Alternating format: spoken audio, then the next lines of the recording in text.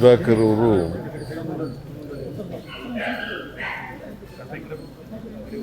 ಚಳ್ಳಕೆರೆಯಲ್ಲಿ ಜನನ ಆಗಿತ್ತು. ಅವರು 2008ರಿಂದ ಹಿರಿಯೂರಿನಲ್ಲಿ ಶಾಸಕರಾಗಿದ್ದರು. 2ನೇ ಸಾರಿ ಮಂತ್ರಿಯಾಗಿದ್ದರು. ಹಿಂದೆ ಒಂದು ಸಾರಿ ಮಂತ್ರಿಯಾಗಿದ್ದರು, ಆಮೇಲೆ ಈಗ ಮಂತ್ರಿಯಾಗಿದ್ದರು. ಭಾಳ ಜನಪ್ರಿಯವಾಗಿದ್ದಂಥ ವ್ಯಕ್ತಿ. ಬಡವರ ಪರವಾಗಿ ಯಾವಾಗಲೂ ಕೂಡ ಇದ್ದಂಥ ವ್ಯಕ್ತಿ. ಜೊತೆಗೆ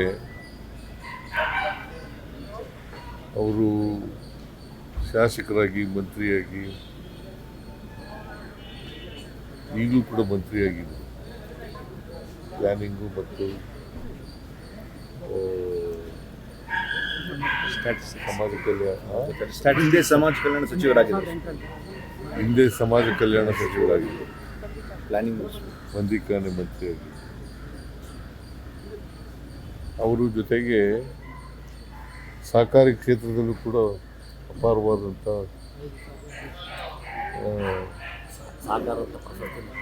ಸಹಕಾರಿಯಾಗಿದ್ದರು. ಪ್ರಶಸ್ತಿ DCC ಬ್ಯಾಂಕ್ ಅಧ್ಯಕ್ಷರಾಗಿದ್ದರು. ಎಪೆಕ್ಸ್ ಬ್ಯಾಂಕ್ ಡೈರೆಕ್ಟರ್ ಆಗಿದ್ದರು.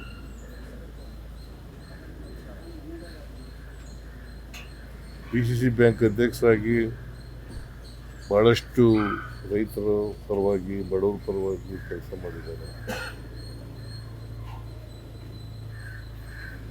ಅವರು ನಮ್ಮನ್ನು ಅಗಲಿದ್ದಾರೆ. ಪತ್ನಿ, ಮಗ ಮತ್ತು ಮಗಳು ಅವರನ್ನು ಬಿಟ್ಟು ಅಗಲಿದ್ದಾರೆ. ಮತ್ತು ಅಪಾರವಾದಂಥ ಬಂಧು ಬಳಗವನ್ನು ಇಟ್ಟಿದ್ದಾರೆ. ಅವರ ಆತ್ಮಕ್ಕೆ ಚಿರಶಾಂತಿ ದೊರಕಲಿ ಅಂತೇಳಿ ಪ್ರಾರ್ಥನೆ ಮಾಡ್ತೀವಿ. ಅವರ ಕುಟುಂಬ ವರ್ಗದವರಿಗೆ ಅವರ ಸಾವಿನ ದುಃಖವನ್ನು ಭರಿಸ್ತಕ್ಕಂಥ ಶಕ್ತಿ ಕೊಡಲಿ ಅಂತೇಳಿ ಪ್ರಾರ್ಥನೆಯನ್ನು ಮಾಡ್ತೇನೆ. ನಾಳೆ ಕ್ರಿಮೇಷನ್ ನಡೀತದೆ. ನಾನು ಕೂಡ ಹೋಗ್ತಾ ಇದ್ದೇನೆ. ಚಳ್ಳಕೆರೆಯಲ್ಲಿ ಕ್ರಿಮೇಷನ್ನು. ಇವತ್ತು ಹಿರಿಯೂರು ಅವರ ಮತಕ್ಷೇತ್ರ ಹಿರಿಯೂರಿನಲ್ಲಿ ಅವ್ರ ಬಾಡಿಯನ್ನು ಇಟ್ಟಿರ್ತಾರೆ. ಆಮೇಲೆ ಸಾಯಂಕಾಲ ಚಳ್ಳಕೆರೆ ತಗೊಂಡು ಹೋಗ್ತಾರೆ. ಅವ್ರ ಚಿಕ್ಕಪ್ಪನೂ ಕೂಡ ಶಾಸಕರಾಗಿದ್ದರು, ಜಯಣ್ಣ ಅಂತೇಳಿ. ಅವರು ಶಾಸಕರಾಗಿದ್ದರು.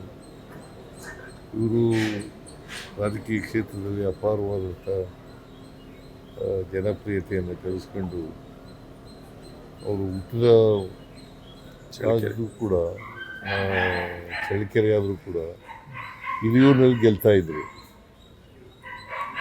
ಯಾಕೆಂತಂದರೆ ಚಳ್ಳಕೆರೆ ರಿಸರ್ವ್ ಆಗಿರೋದ್ರಿಂದ, ST ರಿಸರ್ವ್ ಆಗಿರೋದ್ರಿಂದ ಇಲ್ಲಿ ಗೆಲ್ತಾ ಇದ್ರು. ಅಪಾರ ಅಭಿಮಾನಿಗಳನ್ನು, ಬಂಧು ಬಳಗವನ್ನು ಅವರು ಬಿಟ್ಟೋಗಿದ್ದಾರೆ. ರಾಜಕೀಯ ವ್ಯಕ್ತಿಗಳನ್ನು ಬಿಟ್ಟೋಗಿದ್ದಾರೆ ಅಂತಕ್ಕಂಥದ್ದು. ಅವರ ಅಗಲಿಕೆ ರಾಜಕೀಯ ಕ್ಷೇತ್ರದಲ್ಲಿ ಭಾಳ ದೊಡ್ಡ ನಷ್ಟವನ್ನು ಉಂಟು ಮಾಡಿದೆ.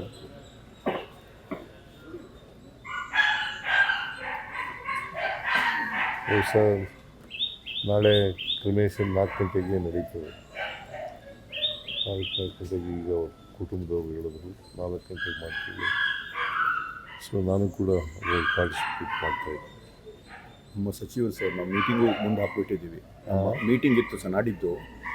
ಎಲ್ಲ ಸಚಿವರಿಗೆ ಮಾತಾಡಿ ಬೆಳಗ್ಗೆ ಮುಂದೆ ಹಾಕಿದ್ದೀವಿ ಸರ್. ಯಾಕಂದರೆ ನಮ್ಮ ಮಿನಿಸ್ಟ್ರ್ ಅವರೇ. ಆಮೇಲೆ ಚಳ್ಳಕೆರೆ, ಚಿತ್ರದುರ್ಗ ಜಿಲ್ಲೆಯಲ್ಲಿ ಇವತ್ತು ರಜಾ ಇರ್ತದೆ. ಆಮೇಲೆ 3 ದಿನ ಆಚರಣೆ. ಇವತ್ತು, ನಾಳೆ, ನಾಳಿದ್ದು ರಾಜ್ಯದಲ್ಲಿ ಆಚರಣೆ ಮಾಡ್ತಕ್ಕಂಥ ಕೆಲಸವನ್ನು ಮಾಡ್ತೀವಿ. ಚಿತ್ರದುರ್ಗ ಜಿಲ್ಲೆಯಲ್ಲಿ ಮಾತ್ರ ರಜಾ ಘೋಷಣೆ ಇವತ್ತು.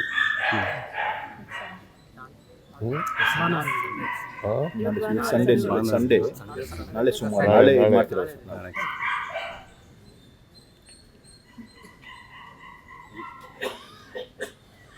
ಮತ್ತು ಎಲ್ಲ ಸರ್ಕಾರಿ ಗೌರವಗಳೊಡನೆ ಅವ್ರನ್ನ ಅಂತ್ಯಕ್ರಿಯೆ ನಡೀತು. ನಿರ್ಭೀತ, ನಿಷ್ಪಕ್ಷಪಾತ, ವಿಶ್ವಾಸಾರ್ಹ ಸುದ್ದಿಗಳಿಗೆ ಮತ್ತೊಂದು ಹೆಸರಾಗಿರುವ News18 ಕನ್ನಡ ಈಗ ಆಪ್ನಲ್ಲೂ ಲಭ್ಯವಿದೆ. ದಯವಿಟ್ಟು ಇಲ್ಲಿರುವ QR ಕೋಡ್ ಅನ್ನು ಸ್ಕ್ಯಾನ್ ಮಾಡಿಕೊಂಡು ಆಪ್ ಡೌನ್ಲೋಡ್ ಮಾಡೋದಕ್ಕೆ ಮರಿಬೇಡಿ. ನಿಮ್ಮ ಬೆಂಬಲ ಹೀಗೆ ಸದಾ ನಮ್ಮೊಂದಿಗಿರಲಿ. ಧನ್ಯವಾದ.